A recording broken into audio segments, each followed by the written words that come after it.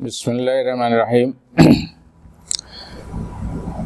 ہمارا موضوع نظام سسٹم کے حوالے سے ایک نیا سلسلہ شروع ہوا ہے، جس کے تعارفی گفتگو ہم پچھلے سلائیڈ میں آپ دیکھ چکے ہوں گے۔ آج اس سلسلے کو آگے بڑھاتے ہوئے سب سے پہلے ہم اس نظام جو سسٹم ہے اور اس پورے سسٹم کو اگر ہم کیٹیگرائز کریں تو اس میں دو حصے بنتے ہیں، ایک خود انسان اور ایک انسان وہ جس کائنات کے اندر رہ رہا ہے۔ تو اس میں چونکہ جب بھی اس پہ بات آتی ہے ایک فوری طور پر لوگوں کا ذہن جو ہے سائنس کی طرف جاتا ہے، تو سب سے پہلے ہم اسے دیکھتے ہیں کہ سائنس اس حوالے سے کیا کہتے ہیں۔ سب سے پہلے ہم کائنات کے حوالے سے بات کریں گے کہ کائنات کے حوالے سے آپ جانتے ہیں کہ سائنس کی جو اس بات پہ تحقیق ہے، اور یہاں پر ایک بات کی اور بھی وضاحت ہو جائے کہ جب ہم سائنس کی بات کرتے ہیں تو سائنس میں دو چیزیں ہیں، ایک تو وہ ہے جو سائنسدانوں نے تحقیق کے بعد کسی حتمی نتیجے پہ پہنچے اور وہ تمام ثبوت اور شواہد جو ہیں ان کے اس نتیجے کی گواہی دے رہے ہیں، جسے آپ اسٹیبلش سائنس کہہ سکتے ہیں۔ وہ تو بالکل اپنی جگہ ٹھیک ہے۔ دوسری طرف وہ ہیں جو تھیوری ہیں، مختلف نظریات ہیں، جس کو بھی وہ سائنس کے طور پر پیش کیا جاتا ہے، اور چونکہ بالخصوص لبرلز کی دنیا اس تھیوری کو اسٹیبلش سائنس میں مدغم کر کے ملا جلا کر کے ایک ایسا کنفیوز ذہن پیدا کرتا ہے جس سے عام آدمی اس تھیوری کو بھی اصل سائنس سمجھنے لگ جاتے ہیں۔ اس کے حوالے سے ہم پھر بات کریں گے، لیکن پہلے بات آ جائے کہ کائنات اور اس کی پورے پروسیس کے حوالے سے اسٹیبلش سائنس کیا کہتی ہے، جو تحقیق اور نتائج کے بعد جس پہ ناسا اور دیگر تحقیقی ادارے اور ان کے بڑے بڑے کیمرے ہبلز اور ساری تحقیقات کے بعد جس نتیجے پہ پہنچے ہیں، تو وہ آپ نے سنا ہوگا کہ جو بگ بینگ تھیوری، جس پہ بہت سارے آرٹیکل بھی لکھے گئے، بہت سارے مقررین جو ہیں، چاہے وہ مسلم اسکالر ہوں یا نان مسلم اسکالر ہوں، سب نے اس پہ بات کی ہے، اور اگر آپ گوگلز پہ جائیں تو اس پہ بہت سارے آپ کو سینکڑوں نہیں بلکہ ہزاروں آرٹیکلز اور ویڈیو کلپس مل جائیں گے۔ اس کی ابتدا وہ یہ کہتے ہیں کہ ایک سپر نووا، یعنی ایک بڑے جو ہے کوئی بہت بڑا ایک آپ اسے سیارہ کہہ لیں، جس کے دھماکے کے نتیجے میں یہ کائنات وجود میں آئی، اور اسی اسی ایکسپلوژن کو وہ بگ بینگ کہتے ہیں۔ اور اس بگ بینگ کے نتیجے میں جو آگے فردر جو ڈیولپمنٹ وہ پیش کرتے ہیں، اس میں یہ ہے کہ اس کے نتیجے میں ایک ریڈیشن پیدا ہوئی، اور اس کے ساتھ ساتھ وہ میٹر وجود میں آیا، اور میٹر کے ساتھ ساتھ ٹائم اور اسپیس بھی وجود میں آیا، اور اس سارے واقعے کو وہ تقریباً 13.8 ارب سال یعنی 13.8 بلینز ایئر اگو یہ واقعہ بیان کرتے ہیں، اور پھر بتدریج وہ کہتے ہیں کہ لاکھوں اور کروڑوں سالوں میں بتدریج یہ ساری دنیا جو ہے وہ ڈیولپ ہو کر کے اس نتیجے پہ پہنچی ہے کہ جہاں انسان آج سے چند ہزار سال پہلے، جس پہ بھی وہ ابھی اس حتمی نتیجے پہ نہیں پہنچ سکے ہیں کہ کوئی سائنس تھیوری یہ کہتی ہے کہ انسان 50,000 سال پہلے، اور کوئی کہتے ہیں 1,00,000 سال پہلے، اور کون اس سے بڑھ کر کے 3,00,000 سال پہلے تک جاتے ہیں کہ پھر انسان اس زمین پہ وجود میں آیا۔ بہرحال یہ چیز تو ان کے یہاں یہ اسٹیبلش ہے کہ تقریباً 13.8 بلین ایئر پہلے جو ہے یہ واقعہ وجود میں آیا، اور اس کے نتیجے میں یہ انرجی اور لیکن اس ساری چیزیں اس تھیوری کے نتیجے میں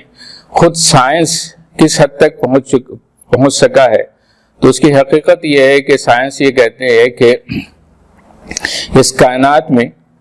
73% جو ہے یعنی 73% جو ہے وہ ڈارک انرجی ہے جو ان کے ایکسس سے باہر ہے۔ اسی طرح وہ کہتے ہیں کہ 23% یعنی 23% جو ہے وہ ڈارک میٹر ہے جو بھی ان کے ایکسیس سے بہت دور ہے. بقیہ رہ گئے 4%. اس پہ ان کی ساری جدوجہد اور تحقیق چل رہی ہے، جس میں ان کے کیمرے نے کچھ گلیکسیز پہ سٹڈیز کی ہیں، سورج پہ کی ہیں، اور جہاں تک انسان کے ٹریول کرنے کا معاملہ ہے تو وہ ابھی مریخ سے اور وہ تک ہی پہنچ پائے ہیں، اور اس پہ بھی ابھی بہت سارے کام ہونے ہیں. البتہ ابھی ریسنٹلی رشینس نے یہ دعویٰ کیا ہے کہ وینس بھی ان کے ایکسیس میں ہے. تو یہ ان کی جو ہے کل مجموعی تحقیق ہے جس پہ یہ سائنس کھڑی ہے. یعنی وہ 4% جس کو وہ جانتے ہیں اور جاننے کی بات کرتے ہیں، اس میں بھی وہ بمشکل جو ہے اس کا بھی 10 سے 20% ہی جو ہے ان کے ایکسیس میں ہے، یا جس حد تک اس کو اسٹڈی کر پائے. اس کے نظام کا جو دوسرا اہم ترین حصہ خود انسان ہے. یعنی اگر یہ کائنات ہے تو اس میں کائنات پہ ہم بات اس لیے کر رہے ہیں کہ ہم انسان ہیں، کسی اور مخلوق کے اندر یہ صلاحیت نہیں ہے. اور ہم انسان کے حوالے سے سائنس جو ہے اور بھی جو ہے تحقیق کے معاملے میں زیادہ تر اسٹیبلش سائنس کے مقابلے میں یہ تھیوری پہ زیادہ ڈیپینڈنٹ کرتے ہیں. زمانہ قدیم میں انسانوں کا وہ گروہ جنہوں نے اس خالق کائنات سے اپنا رشتہ جوڑ کر کے خود اپنی عقل کی بنیاد پر یہ گمان کیا کہ انسان کیسے وجود میں آیا، تو انہوں نے پہلے یہ جو ہے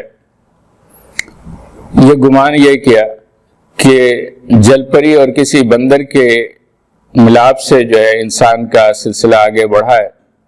لیکن پھر وقت گزرا اور جل پری تو کہیں پانی میں گم ہو گئی، لیکن جو ہے وہ بندروں کا سلسلہ چلا. اور بالخصوص یہ پچھلی صدی میں جو ڈارونس کی تھیوری کی بنیاد پر جو تھیوری آف ریولوشن کے نام سے جانی گئی، یہ دعویٰ کیا گیا کہ کائنات حادثاتی طور پر وجود آئی ہے، اور جو ہے وہ ایک خلیات سے ہوتے ہوئے جو مادہ ایٹم اور سالمے کی صورت میں اور نیوٹران اور اس کے ساتھ ایٹم کی صورت میں یہ بتدریج بڑھتے ہوئے یہ سیل اور سیل سے وجود ترقی کرتے ہوئے بندر اور بندر سے انسان میں وجود میں آیا. لیکن آج کی سائنسی تحقیق نے خود اس تھیوری کو مسترد کر دیا ہے. حالانکہ اس پہ جب یہ تھیوری آئی تھی بڑے بڑے اسکالر، بڑے بڑے دانشور اور ہر طبقے اور ہر مذہب اور ہر قوم میں اس کے حامی بن کر کے کھڑے ہوئے تھے. بلکہ اس تھیوری کو اصل ثابت کرنے کے لیے بڑے بڑے سائنس کے نام پر جھوٹ بھی تخلیق کیے گئے. اس کی ایک مثال یہ ہے کہ 1912 میں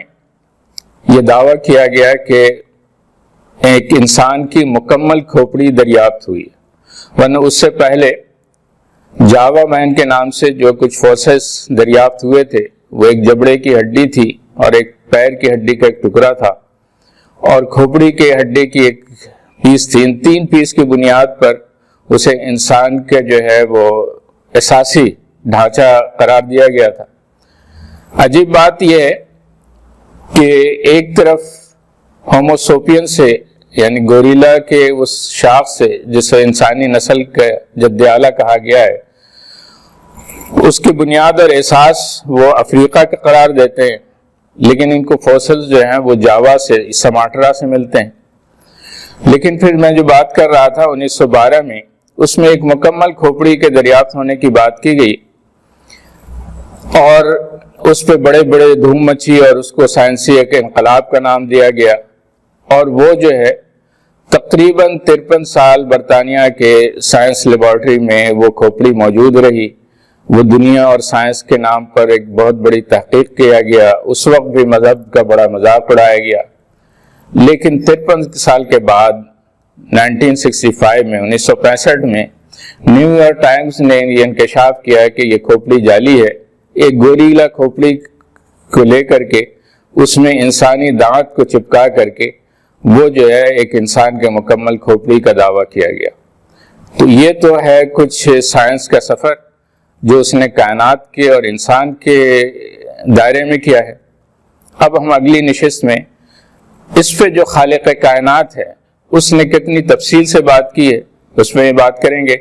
انشاءاللہ تعالی پھر ملاقات ہوگی. والسلام علیکم ورحمۃ اللہ وبرکاتہ.